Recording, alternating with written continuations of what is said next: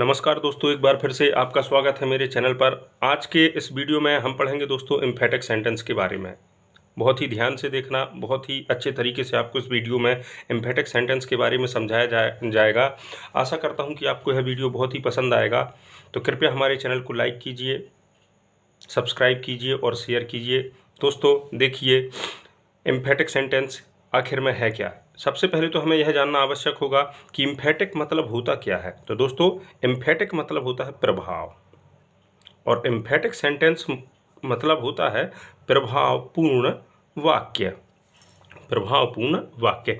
Emphatic sentence पढ़ने से पहले दोस्तों हमें यह जानना आवश्यक होगा कि एम्फेटिक सेंटेंस बनाए कैसे जाते हैं और ये किन टेंस के बनते हैं। तो दोस्तों हमें यह ध्यान रखना होगा कि एम्फेटिक सेंटेंस सिर्फ सिंपल प्रेजेंट टेंस और सिंपल पास्ट टेंस के ही बनाए जाते हैं। दूसरा नियम इसके लिए यह लागू होता है कि एम्फेटिक सेंटेंस जो हैं वो सिर्फ अफर्मेटिव सेंटेंस के ही बनते हैं। एम्फेटिक सेंटेंस ना तो कभी नेगेटिव सेंटेंस के बनते हैं और ना ही कभी सिंपल फ्यूचर टेंस के बनते हैं, अर्थात फ्यूचर टेंस के एम्फेटिक सेंटेंस नहीं बनते हैं और ना ही नेगेटिव सेंटेंस के एम्फेटिक सेंटेंस बनते हैं। तो आइए, कुछ नियम हैं जिनको हम पहले पढ़ेंगे और जिन्हीं के आधार पर हमें यह सीखना है कि आखिरकार एम्फेटिक सेंटेंसों को कैसे बनाया जाता है। तो चलिए दोस्तों पढ़ते हैं एम्फेटिक सेंटेंस।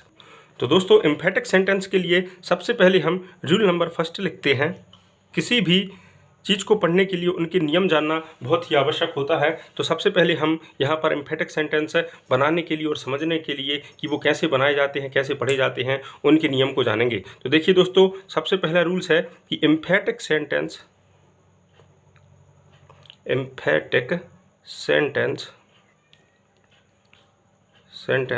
सिर्फ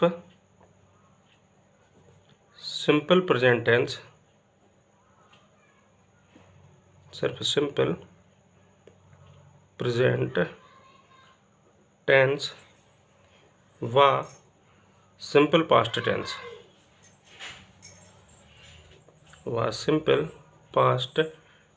टेंस के ही बनते हैं। दूसरा नियम है, ये फर्स्ट हो गया। सेकंड होगा कि एम्फेटिक सेंटेंस बनाने के लिए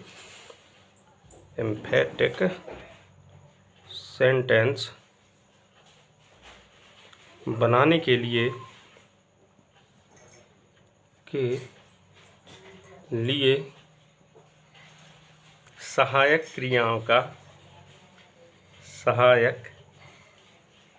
क्रियाओं का प्रयोग किया जाता है। थर्ड नियम लिखते हैं, एम्फेटिक सेंटेंस बनाने के लिए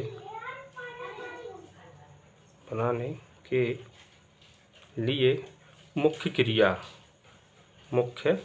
क्रिया, इसको हम मेन वर्ब भी बोलते हैं, मुख्य क्रिया के प्रथम रूप का प्रयोग किया जाता है।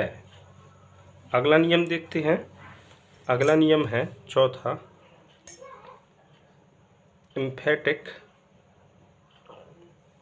सेंटेंस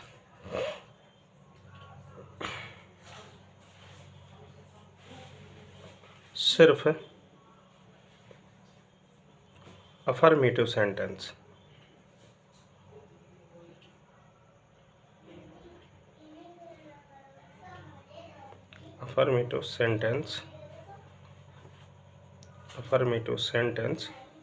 के ही बनते हैं।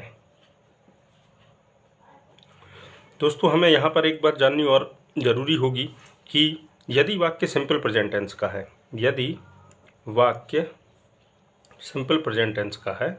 सिंपल प्रेजेंट टेंस का है तो हेल्पिंग वर्ब, जिसको सहायक क्रिया भी कहा जाता है, हेल्पिंग वर्ब डू या डज का प्रयोग होगा, डज का प्रयोग होगा।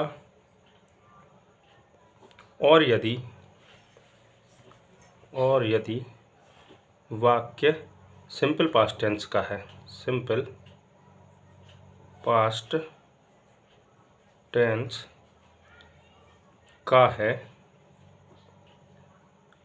तो सहायक क्रिया मतलब हेल्पिंग वर्ब सहायक क्रिया डिड का प्रयोग होगा।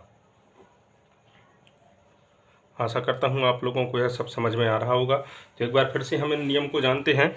एम्फेटिक सेंटेंस बनाने के लिए सबसे पहला नियम है कि एम्फेटिक सेंटेंस सिर्फ सिंपल प्रेजेंट टेंस और सिंपल पास्ट टेंस के ही बनते हैं। सिंपल फ्यूचर टेंस का कभी भी एम्फेटिक सेंटेंस नहीं बनता है। दूसरा नियम है एम्फेटिक सेंटेंस बनाने के लिए सहायक क्रियाओं का प्रयोग होता है। सहायक क्रिया जो टेंस में प्रयोग की जाती हैं, जैसे डू, डज और डिड।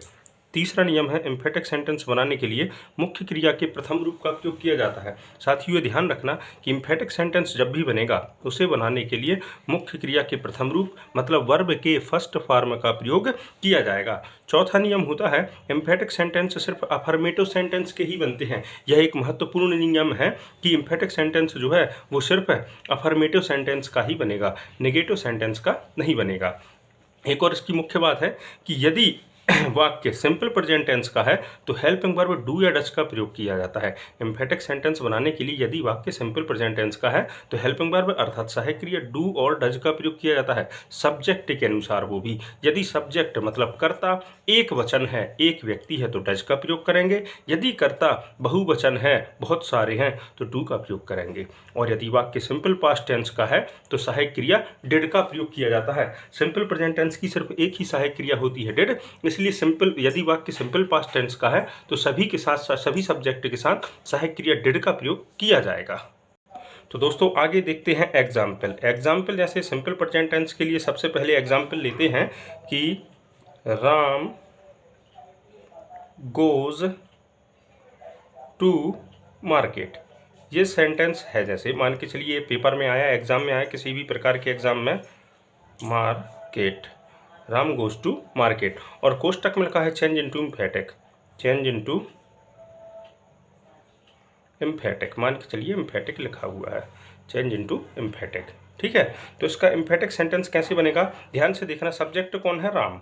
राम को अपन ने राम लिखा। अब राम जो है वो सिंगुलर सब्जेक्ट है, एक वचन है, तो इसके साथ सहायक क्रिया डज का प्रयोग हो जाएगा, राम डज। वर्ब क्या है, गोज, तो इसमें से ई एस हटा देंगे क्योंकि सहायक क्रिया डज का प्रयोग हो गया है, तो गोज में से ई एस अपन हटा देंगे, तो Ram does go to market. ये अपना एम्फेटिक सेंटेंस बन गया। आशा करता हूँ आप लोगों को समझ में आ रहा होगा। अगला वाक्य देखते हैं, ये पहला वाक्य हो गया। अगला वाक्य देखते हैं, दे राइट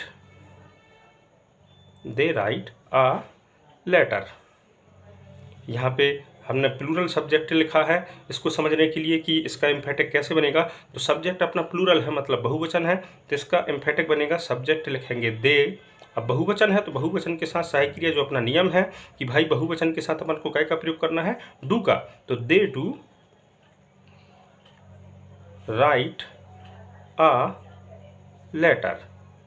ये देखिए साथियों कितना आसान है, कितनी आसानी से बन गया एम्फेटिक सेंटेंस। अब हम आगे सिंपल पास्ट टेंस के लिए उदाहरण देखते हैं।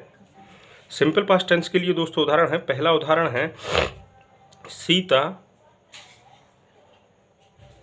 Cooked food. सीता ने भोजन पकाया, ये अपना सेंटेंस है, सीता कुक्ड फूड। अपन को कैसे पता चलेगा कि ये वाक्य सिंपल पास्ट टेंस का है, तो इसमें घबराने की बात नहीं है दोस्तों। जिस सेंटेंस में वर्ब की सेकेंड फॉर्म का प्रयोग होता है वह सिंपल पास्ट टेंस का कहलाता है। तो अब इसका एम्फेटिक सेंटेंस बनाएंगे। सब्जेक्ट है सीता, सिंपल पास्ट टेंस की सहायक क्रिया होती है डिड। एम्फेटिक सेंटेंस बनाने के लिए सीता के बाद अपन सहायक क्रिया क्या लिख देंगे, डिड, और जो वर्ब का सेकेंड फॉर्म है वो फर्स्ट फॉर्म में बदल जाएगा, तो Sita did cook food, Sita did cook food. यदि हम इसका हिंदी अर्थ करेंगे तो इसमें हो जाएगा सीता ने खाना पकाया। ये इसका अर्थ हुआ सीता कुक्ड फूड, इसका अर्थ हुआ सीता ने खाना पकाया। और जो हमने एम्फेटिक सेंटेंस बनाया है सीता डिड कुक फूड, तो इसका अर्थ हो जाएगा सीता ने खाना तो पकाया। कहने का मतलब ये है कि इम्फेटिक सेंटेंस में तो प्रभावपूर्ण, जिसमें तो शब्द आए, वो इम्फेटिक सेंटेंस कहलाता है। इसी प्रकार जो हमारे सिंपल प्रेजेंट टेंस के उदाहरण थे कि Ram goes to market, Ram बाजार जाता है, राम बाजार जाता है। जब हमने इसका इम्फेटिक सेंटेंस बनाया कि Ram does go to market, तो इसका हो जाएगा राम बाजार जाता तो है, राम बाजार जाता तो है। ऐसे इसका हो जाएगा वे पत्र लिखते तो हैं, वे पत्र लिखते तो हैं। आशा करता हूं दोस्तों आज आपको इम्फेटिक सेंटेंस बहुत ही अच्छे ढंग से समझ में आ गया होगा। यदि आपको हमारा यह वीडियो पसंद आया तो कृपया कर हमारे चैनल को लाइक कीजिए, सब्सक्राइब कीजिए और हमारे वीडियो को शेयर ज़रूर कीजिए ताकि और भी लोग अंग्रेजी को आसानी से सीख सकें। धन्यवाद।